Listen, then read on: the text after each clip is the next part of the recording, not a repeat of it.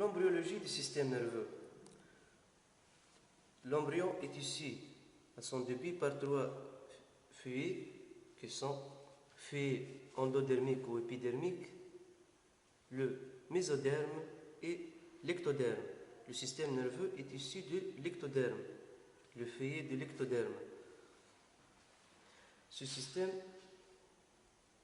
est issu de ce feuillet de l'ectoderme par épaississement à sa partie médiane dans le sens crânio-caudal, et donc on va avoir deux plaques qu'on appelle les plaques neurales et qui vont transformer secondairement en gouttières neurales, puis va se former pour donner le canal neural. De ces deux plaques sont issus deux cordons longitudinaux appelés crêtes neurales qui vont donner, les crêtes neurales vont donner les ganglions et les paraganglions, alors que le reste du tube neural va donner à sa partie inférieure la moelle épinière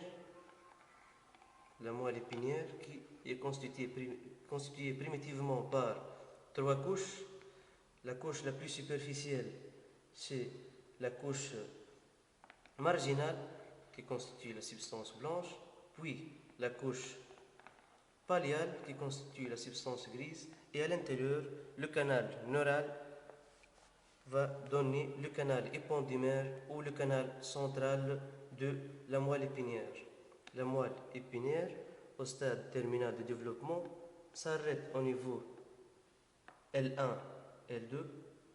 C'est pour cela, si on veut faire les prélèvements de ponction lombaire pour prélever du liquide céphalorachidien lors de suspicion de méningite ou lors de l'injection des médicaments par voie intrarachidienne ou des produits d'anesthésie ou des produits de contraste pour tracer le système ventriculaire, la ponction se fait au-dessous de L1, L2, et en clinique on fait la ponction entre L4 et L5 pour s'assurer qu'on est loin de la moelle épinière.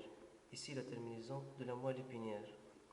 La partie supérieure du tube neural est constituée primitivement de trois parties qui sont la partie ici qui est représentée en jaune et bleu, c'est le prosencéphale,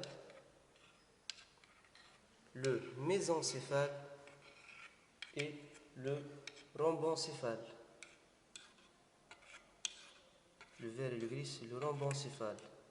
Le prosencéphale va se diviser en deux pour donner le télencéphale et le diencéphale. Le mésencéphale reste indivise et le rhombencéphale va donner le métencéphale et le myélencéphale.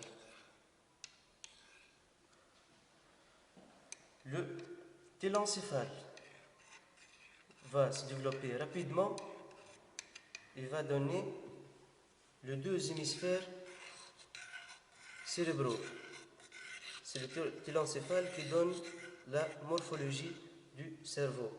Et à l'intérieur, le canal neural va donner le système ventriculaire latéral ou les ventricules latéraux. Ici, en fin de développement, ce sont les télencéphales à ce niveau qui donnent la morphologie du cerveau. Puis,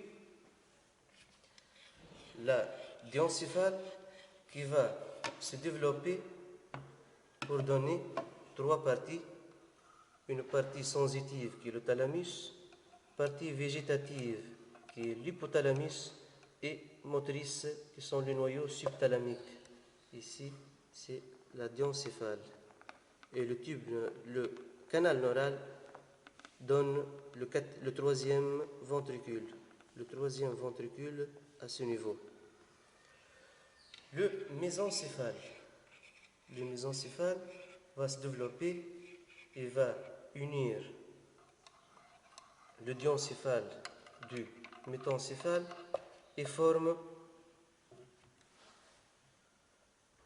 le colliculus supérieur et le colliculus inférieur avec ici le pédicule cérébral, le pédoncule cérébral avec les deux colliculus.